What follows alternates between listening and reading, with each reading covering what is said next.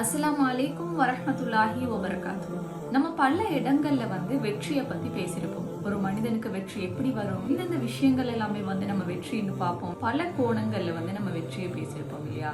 அல்லாஹ் தாலா நமக்கு வெற்றியை பத்தி கற்றுத்தரும் அழகான ஒரு திருமறை வசனம் 3வது அத்தியாயம் 200வது வசனத்துல அல்லாஹ் தாலா கூறான், நம்பிக்கை கொண்டோரை சகித்துக் கொள்ளுங்கள், சகிப்பு தன்மையில் அடுத்தவர்களை மிகைத்து விடுங்கள், உறுதியாக நில்லுங்கள், அல்லாஹ் தாலாவை நம்புங்கள், நீங்கள் வெற்றி பெறுவீர்கள் அப்படின்னு சொல்லி அல்லாஹ் தாலா நமக்கு அல் குர்ஆன்ல கற்றுத்தாரான். ஸோ நம்மள எத்தனை பேர் இந்த அல் குர்ஆன் வசனத்தை படிச்சிருப்போம்?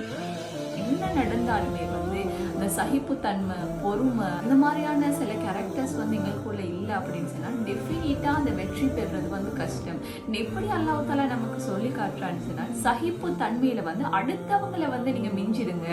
ஸோ அல்லாஹ்வை அஞ்சக்கூடியவங்க, சகிப்பு தன்மையை எடுத்துக்கொள்ளக்கூடியவங்களுக்கு நிச்சயமாக வெற்றி இருக்குது. ஸோ அழகான விஷயங்களை நம்ம எடுத்துக்கொள்வோம், அழகான அஹ்லாக்குகளை கொண்டு எங்களுடைய வாழ்க்கையை அலங்கரிச்சுக்கொள்வோம். அது நமக்கு நினைச்சு பார்க்காத அளவுக்கு வெற்றியை தரும்.